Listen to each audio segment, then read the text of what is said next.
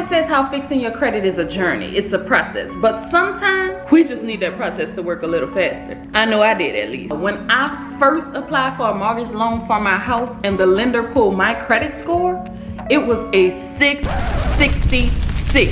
Say what? Now, yes, that was enough to get me approved on my loan. However, I had extremely high interest rates, and who wants that? So what I did was I called my lender and I talked to her, and she told me that before I closed, they were going to pull my credit scores again. Now, if I was able to get my credit score up to a 740, that will put me in the best position to get the best interest rate, pay the best mortgage, and basically save thousands of dollars. I got to work and quick. I got those scores up not only to a 740, I actually got to a 757 in a short amount of time. So I'm about to share with you just how I did it and how you can do the same too in 3, 2, 1. Money coming, money go. I've been at it on the low. Double up. What's up, guys? This is Monique and welcome back to the channel. If you are new here, welcome. Thanks so much for stopping by, but don't just be a stranger. Go ahead, hit that subscribe button and join the family, because here we go everywhere in life together and all we do is win. Make sure you purchase your All We Do Is Win shirt. Link is in description below. So we are still on our Money Talk Sundays, where for the rest of this year, every single Sunday we'll be talking about finances, credit, YouTube, wealth building, anything related to money. You got it. Now, I recently dropped another video about credit, but today I wanted to kind of update it and talk a little bit more about credit. Why? Because the new year is coming up and we're trying to get into these houses, so we need to make sure we get this done and quick. Before we begin, I am not a credit repair specialist. I'm just sharing the things I've learned on my credit repair journey with you, and hopefully these things will help you get those excellent credit scores, because you got this. Now let's carry on. Now, most of the things I'm going to be mentioning are the things that cost $0. I know a lot of us can appreciate that. However, the first one that I need to start with right now is the one thing that is going to get your scores up the absolute quickest, and that's paying down your credit card. There is absolutely no other way around it. I mean, it is what it is. That is the one thing. That's not one, I did two, but hello. That is the one thing that is going to get it down the quickest. And I always mention this in every video. Why? Because if you ever go and look at the factors that make up your credit score, you will see that your credit utilization or usage is 30% of the score. That is the second largest factor on that bad boy. When I paid my credit cards down to a 1% usage, that made my score go up by 75 to 100 points. That is the difference between paying a $2,000 mortgage and a $1,000 mortgage. That is taking you from a 640 to a 740. Now, if your funds are a little tight right now, hold on one second. I will be giving you some other options, but I just had to put this out there because, first of all, this is the one thing out of everything on your credit report that you'll have the absolute most control over. You won't have to send a letter, wait for them to do an investigation, write stuff back and forth, call this person, that person. You just pay this thing down and you're done. Now, let me give you the magic number that you want your credit score to be. You ready?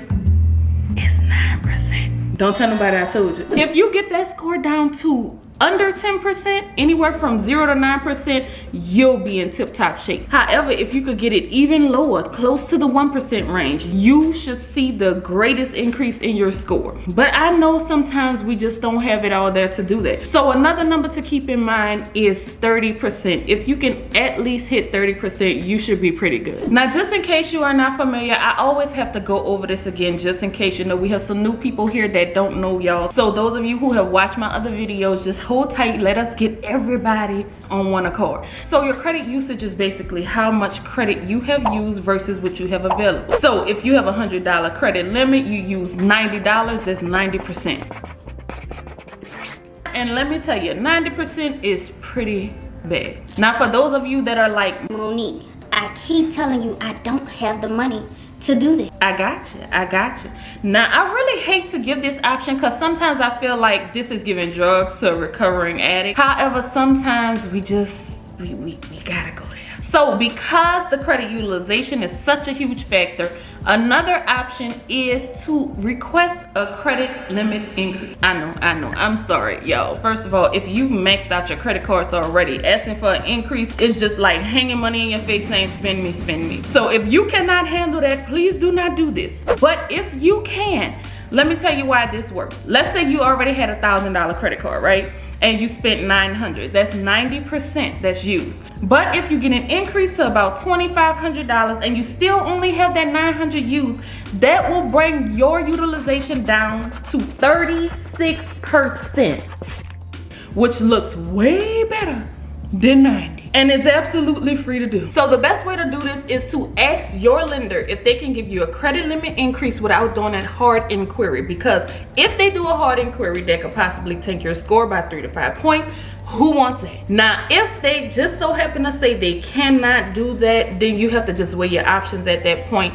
Because if you can get the increase, that may raise your score more than those little 3 points of dip it. So just keep that in mind. And sometimes they're looking kind of closely like, okay, why do you want this? If it looks like your report is really going south, then they may not give it to you either. So just be careful in this area. But I'm giving you guys options for you to decide what's best for you. Nobody knows that but you. So while we are on the topic of hard inquiries, let's talk a little bit about those pesky things. They account for about 10% of your score. That's not much. However, every little bit matters when it matters. Especially if you just apply for a car loan. You know those car dealerships like to shop your score around. That could end up being 10 different places. So if we take 10 multiplied by 3, which is about the average point that each inquiry will probably hit your score for, that's 30 points.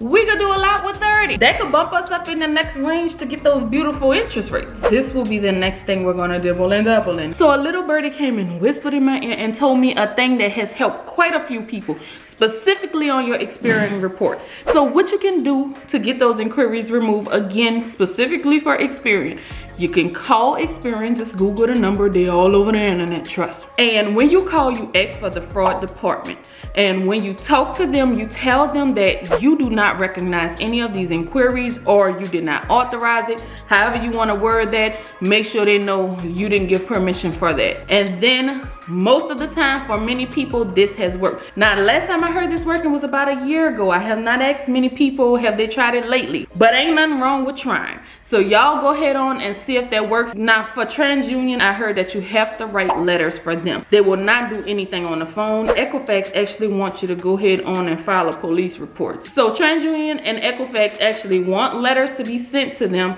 So you can go ahead on and write some letters out too. Try that out with Experian and see if that works. That could give you 30 points right there.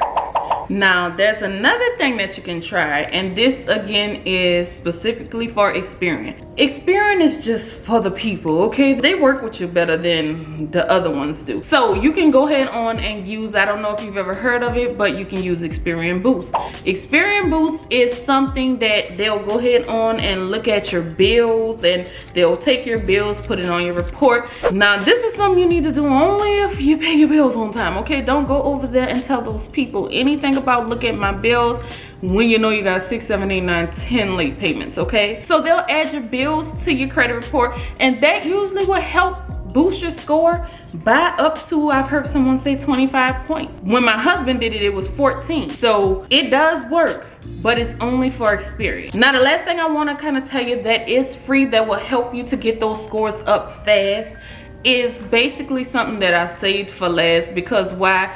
I hate even telling people about this because it's so hard to figure out how to do this one, okay? And if you have watched any other videos of talk to somebody about credit at all, I'm sure they've mentioned something called credit piggybacking or becoming an authorized user on someone else's credit card. Who in the world can you call and say, hey, put me on your credit card? I know.